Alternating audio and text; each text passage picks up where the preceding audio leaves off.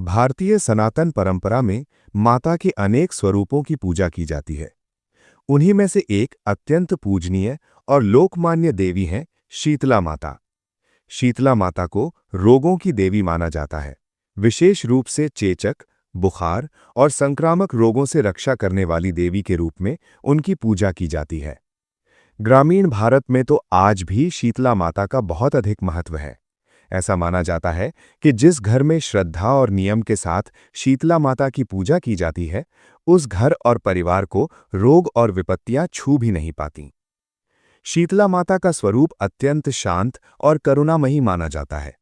वे अपने भक्तों की पीड़ा को हरने वाली माता है।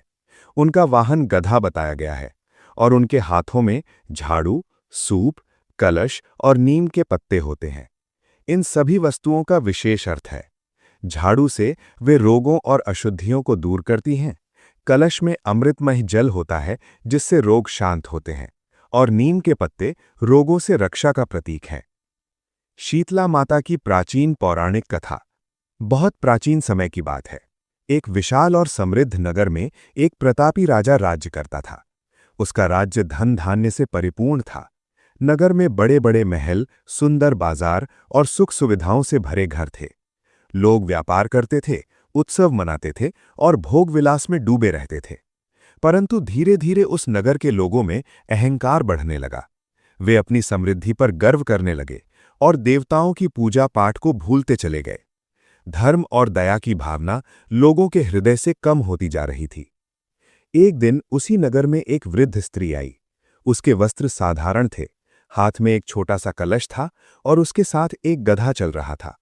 वो धीरे धीरे नगर की गलियों में घूमती और हर घर के सामने जाकर विनम्र स्वर में कहती, मुझे थोड़ा भोजन और जल दे दो। लेकिन नगर के लोग उसे देखकर हंसते और उसका उपहास करते। कुछ लोग कहते, जाओ यहां से, हमारे पास समय नहीं है। कोई दरवाजा बंद कर देता तो कोई उसे तिरस्कार भरी दृष्टि से देखता। वृद्धा पूरे नगर में घूमती रही, परंतु किसी ने भी उसे सम्मान से नहीं बुलाया। अंत में वो नगर के एक छोटे से कोने में पहुंची, जहां एक गरीब स्त्री अपनी झोपड़ी में रहती थी। वो स्त्री बहुत दयालु और धार्मिक स्वभाव की थी। जब उसने उस वृद्धा को देखा तो तुरंत बाहर आई और विनम्रता से बोली, माता, आप थक गई होंगी, कृपया मेरे घर पधारिए।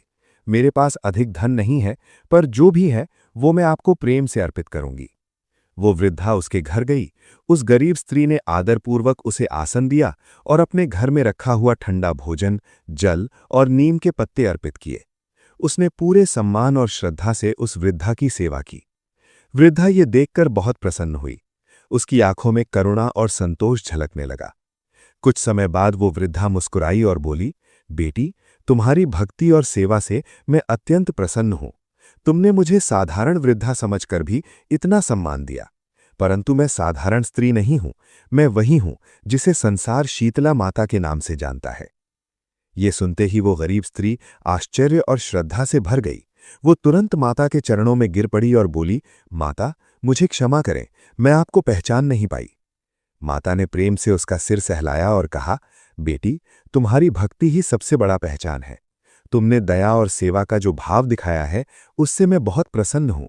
आज से तुम्हारे घर और परिवार पर मेरी विशेष कृपा रहेगी। तुम्हारे घर में कभी भी रोग या विपत्ति नहीं आएगी। इतना कहकर माता वहां से चली गईं। कुछ दिनों बाद उस नगर में अचानक एक भयंकर रोग फैल गया। लोगों को तेज बुखार आने लगा, शरीर पर फोड़े और दाने निकलने लगे। पूरा नगर भय और पीड़ा से भर गया। वैद्य और हकीम कई प्रकार की औषधियां लाए, परंतु कोई भी उस रोग को ठीक नहीं कर पा रहा था। धीरे धीरे नगर में हाहाकार मच गया। लोग अपने प्रियजनों को पीड़ा में तड़पते हुए देख रहे थे और कुछ समझ नहीं पा रहे थे कि ये विपत्ति क्यों आई है। राजा भी अत्यंत चिंतित हो गया। उसने अपने मंत्रियों और विद्वानों को बुलाकर उपाय पूछे, परंतु किसी के पास समाधान नहीं था। तभी किसी ने राजा को बताया कि नगर के एक गरीब घर में रहने वाली स्त्री और उसका परिवार पूरी तरह से स्वस्थ है। उनके घर में किसी को भी ये रोग नहीं हुआ। राजा को ये बात सुनकर आश्चर्य हुआ। वो तुरंत उस स्त्री के घर पहुंचा और उससे पूछा, तुम्हारे घर में ये रोग क्यों नहीं आया? क्या तुम्हारे पास कोई विशेष औषधि है? वो स्त्री विनम्रता से बोली, महाराज, ये सब शीतला माता की कृपा है। कुछ दिन पहले माता स्वयं मेरे घर आई थीं। मैंने उन्हें ठंडा भोजन और जल अर्पित किया था और उन्होंने मुझे आशीर्वाद दिया था। ये सुनते ही राजा को अपनी भूल का एहसास हुआ। उसे समझ आ गया कि नगर के लोगों ने देवी का अपमान किया था और उसी कारण ये विपत्ति आई है। राजा ने तुरंत पूरे नगर में घोषणा करवाई कि सभी लोग श्रद्धा और भक्ति के साथ शीतला माता की पूजा करें और उनसे क्षमा मांगे। नगर के सभी लोग अपने अहंकार पर पछताने लगे। उन्होंने माता से प्रार्थना की और श्रद्धा से उनकी पूजा की। लोगों ने माता को ठंडा भोजन, जल और नीम के पत्ते अर्पित किए। पूरे नगर में भक्ति और प्रार्थना का वातावरण बन गया। कहते हैं कि जब माता ने लोगों की सच्ची भक्ति और पश्चाताप देखा तो वे प्रसन्न हो गईं। धीरे धीरे नगर में फैला रोग शांत होने लगा, लोगों का स्वास्थ्य सुधरने लगा और नगर फिर से सुख और शांति से भर गया। उस दिन से लोगों ने ये संकल्प लिया कि वे हर वर्ष श्रद्धा से शीतला माता की पूजा करेंगे और उन्हें ठंडा भोजन अर्पित करेंगे। इसी कारण आज भी भारत के अनेक स्थानों पर शीतला अष्टमी या बसौड़ा के दिन शीतला माता की पूजा की जाती है। लोग मानते हैं कि जो भी श्रद्धा और विश्वास के साथ माता की पूजा करता है, उसके घर में रोग और कष्ट नहीं आते।